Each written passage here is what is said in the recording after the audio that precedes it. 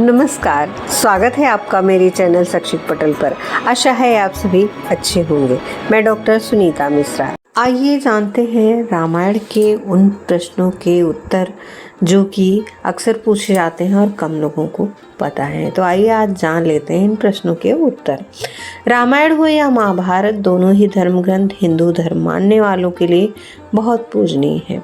इनसे जुड़ी कई ऐसी बातें हैं जो इन धर्म ग्रंथों के बारे में देखने या सुनने को मिलती हैं, तो कई प्रश्न दिमाग में आने लगते हैं।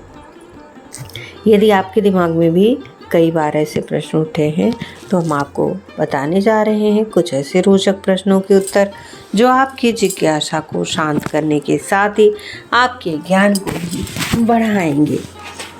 पहला उत्तर, श्री राम ने बाली पर पीछे से वार क्यों किया? उत्तर, श्री राम के द्वारा बाली के वध की कथा श्री रामचरितमानस के किष्किंधा कांड में मिलती है। यह एक विवादित प्रश्न रहा है।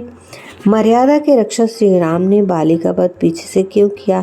तुलसीदास जी ने एक चौपाई धर्म हेतु अवतरेहु गोसाई मारे हुए व्याध की नाई के जरिए इस प्रश्न को उठाया। यानी बाली ने मरते वक्त पूछा, हे राम, आपने धर्म की रक्षा के लिए अवतार लिया, लेकिन मुझे शिकारी की तरह छुप कर क्यों मारा?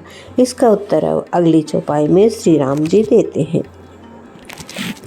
अनुज बधू भगनी सुतनारी सुन सठ कन्या समी चारी, इन्हीं कुदृष्ट बिलाक कई जोई, ताही बंधे कुछ पाप न होई। यानी राम जी बोले, अरे मूर्ख सुन, छोटे भाई की पत्नी, बहन, पुत्र की पत्नी, बेटी, ये चारों समान हैं। इनको जो बुरी दृष्टि से देखता है उसे मारने में कोई पाप नहीं। ध्यान रहे, बाली ने सुग्रीव को न केवल राज्य से निकाला था बल्कि उसकी पत्नी भी छीन ली थी। भगवान का क्रोध इसलिए था कि जो व्यक्ति स्त्री का सम्मान नहीं करता उसे सामने से मारने या छुप कर मारने में कोई अंतर नहीं है। मूल बात यह है कि उसे दंड मिले। आखिरकार भगवान ने बाली को दंड दिया। दूसरा प्रश्न आता है, सीता ने स्वयंवर के जरिए ही राम को क्यों चुना?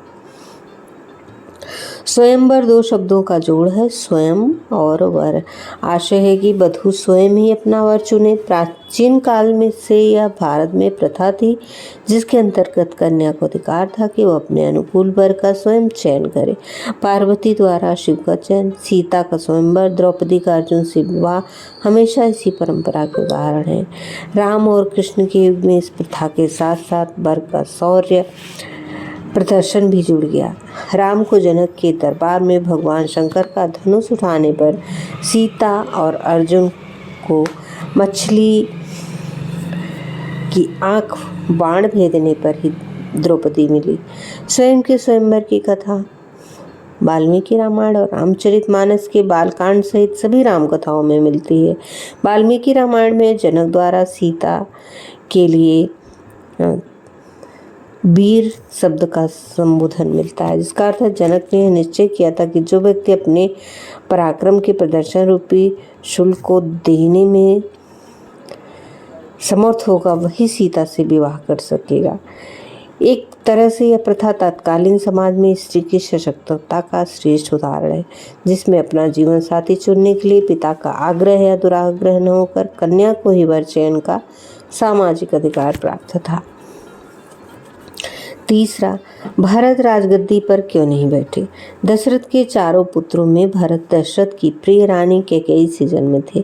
श्री राम कथा में सारा विवाद इन्हीं को लेकर हुआ था। दशरथ ने जब राम को राजा बनाने की तैयारी की तब कैकेयी भरत को राज्य देने के लिए अड़ गई।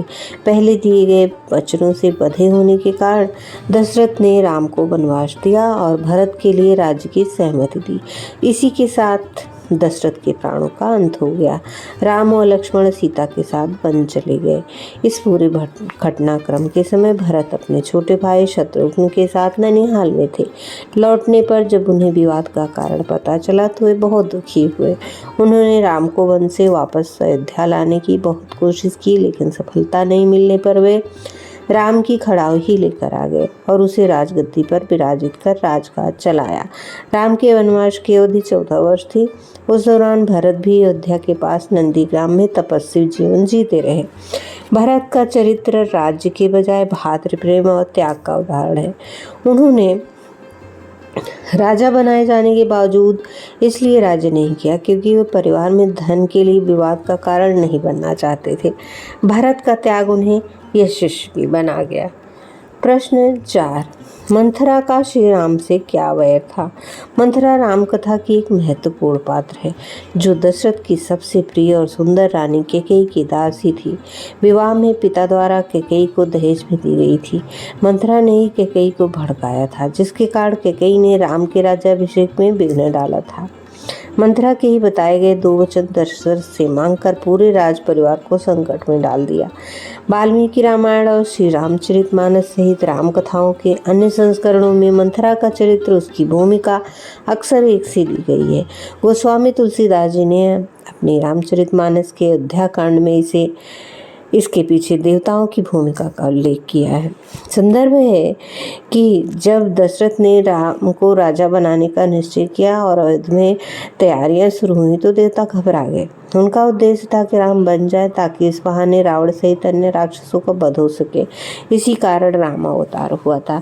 लेकिन जब राज्याभिषेक की तैयारी शुरू हुई तब राम को वन भेजने के उद्देश्य से देवताओं ने ज्ञान की देवी सरस्वती के जरिए कैकेयी की दासी मंथरा की मति फेर दी। परिणाम स्वरूप मंथरा के मन में मोह, लोभ और क्रोध के विकार जन्मे और उसने कैकेयी को भड़का दिया। मंथरा का राम से बैर तो था नहीं, इसीलिए वो तुलसीदास जी के शब्दों में अपनी एक गलती से हमेशा के लिए अभ्यास का पात्र बन गई। श्रवण कुमार की कथा का क्या महत्व है, यह है 5वां प्रश्न। श्रवण का अर्थ है सुनना, एक नक्षत्र के नाम के रूप में ग्रहण किया गया है। श्री राम कथा में श्रवण कुमार महत्वपूर्ण पात्र है, जिसके बारे में वाल्मीकि रामायण अयोध्या कांड के 64वें अध्याय में मिलता है। श्री राम के वनगमन पर दुखी दशरथ अपनी मृत्यु से पहले रानी कौशल्या को यह कथा सुनाते हैं। उनके अनुसार दशरथ शब्दभेदी बाण चलाते थे, यानी शब्द व ध्वनि सुनकर बाण चलाने में समर्थ थे। एक दिन हिंसक पशु के भ्रम में उन्होंने एक मुनि के, जिनके माता पिता वृद्ध और नेत्रहीन थे, पर बाण चला दिया। उनके इकलौते पुत्र का वध सुन मुनि दशरथ को पुत्र वियोग में प्राण त्यागने का श्राप दिया। अपने अंतिम समय में दशरथ ने कौशल्या को बताया कि उनके प्राण भी पुत्र वियोग में जाएंगे, क्योंकि उनके हाथों मुनि कुमार के वध का पाप हो चुका है। मुनि के श्राप से ग्रस्त है। रामायण में मुनि कुमार ही मिलता है, श्रवण नाम नहीं। लेकिन अन्य पुराणों में यह कथा श्रवण के नाम से मिलती है, जिसके बारे में कहा जाता है कि वह कांवड़ में बैठाकर अपने माता पिता को तीर्थ यात्रा पर ले गया था। प्रश्न 6, राम सेतु का निर्माण में पत्थर कैसे तैरे? माता सीता की खोज के लिए जब प्रभु श्री राम की सेना लंका की ओर चली तो रास्ते में विशाल समुद्र बड़ी बाधा बनकर उपस्थित हुआ। सेना सहित समुद्र को पार करना लगभग असंभव था। 3 दिन की प्रतीक्षा के बाद जब कोई हल नहीं मिला तो श्री राम ने गुस्से से अपना धनुष बाण उठाया और मानव रूप धरकर प्रकट हुए। समुद्र ने उन्हें पुल निर्माण का सुझाव दिया। इससे बड़ी बाधा यह थी कि समुद्र की तेज लहरों पर पत्थर टिकेंगे कैसे। समुद्र ने ही इसका समाधान दिया। उसने प्रभु श्री राम को बताया कि उसकी सेना में नल और नील नाम के 2 वानर हैं, जिन्हें बाल्यकाल में ऋषि से आशीर्वाद मिला था कि उनके स्पर्श से पत्थर पानी में तैर जाएंगे। श्री राम की आज्ञा से नल नील ने सभी पत्थरों को अपने हाथों से स्पर्श कर वानरों को देते गए, क्योंकि नल और नील पत्थर तैराने से संबंधित विशिष्ट वरदान से विभूषित थे। इसीलिए सारे पत्थर तैर गए। पुल निर्माण आसान हो गया। यह प्रतीकात्मक है। दरअसल नल और नील पुल निर्माण में विशेषज्ञ इंजीनियर थे। समुद्र ने केवल सेना में उनकी उपस्थिति का परिचय भर कर आया। बस फिर क्या था, श्री राम की कृपा से प्रसिद्ध राम सेतु बन गया। 7वां प्रश्न, रावण के 10 सिर क्यों थे? रावण मुनि विश्रवा और कैकसी के 4 बच्चों में सबसे बड़ा पुत्र था। वाल्मीकि रामायण के उत्तराखंड में विश्रवा की संतानों के जन्म की कथा प्रसंग है कि रावण 10 मस्तक बड़ी दाढ़ी और तांबे जैसे होठ, विशाल मुख और 20 भुजाओं के साथ जन्मा था। उसका शरीर काले रंग का कोयले के समान था। उसके पिता ने उसकी 10 ग्रीवा देखी तो उसका नाम 10 ग्रीव रख दिया। यही कारण है कि रावण दशानन, दशकंधर आदि नामों से प्रसिद्ध हुआ। हालांकि यह अस्वाभाविक है किसी के एक साथ 10 सिर हों। यह सिर प्रतीक मात्र है। रावण के 10 सिरों की भिन्न भिन्न व्यंजनाएं मिलती हैं, जिनके अनुसार रावण के 10 सिर अहंकार, मोह, क्रोध, माया आदि विकारों का प्रतीक है। यानी रावण सभी विकारों से ग्रस्त था। इसी कारण ज्ञान व श्री संपन्न होने के बावजूद माता सीता हरण का एक अपराध करने से मारा गया।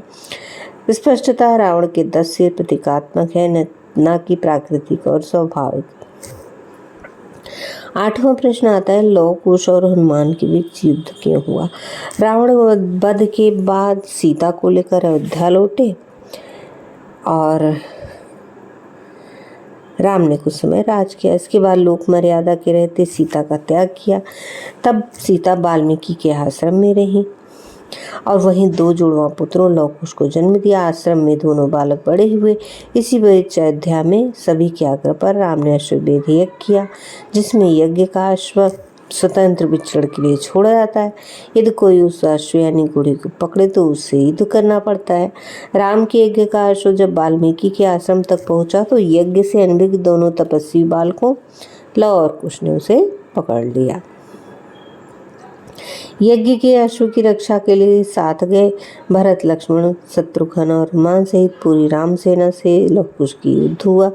इस लड़ाई में हनुमान भी लौह कुश से लड़े, क्योंकि दोनों राम और सीता के पुत्र होने के कारण बहुत बलशाली और युद्ध में निपुण योद्धा थे, इसलिए कोई भी उनके सामने टिक ना पाया। आखिर में जब राम खुद युद्ध के लिए पहुंचे तब सीता के आ जाने से पूरी कथा की धारा बदल गई।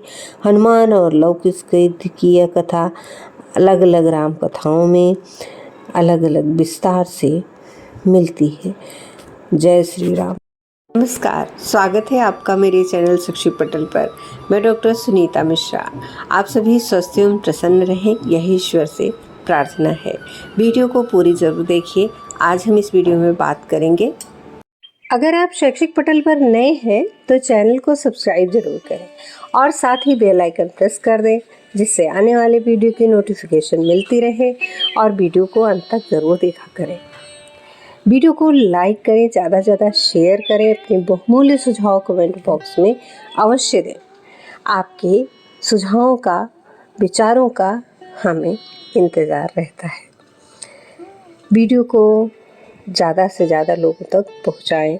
अपने दोस्तों, मित्रों, रिश्तेदारों में शेयर करें, उनसे सब्सक्राइब करवाएं। धन्यवाद। नमस्कार।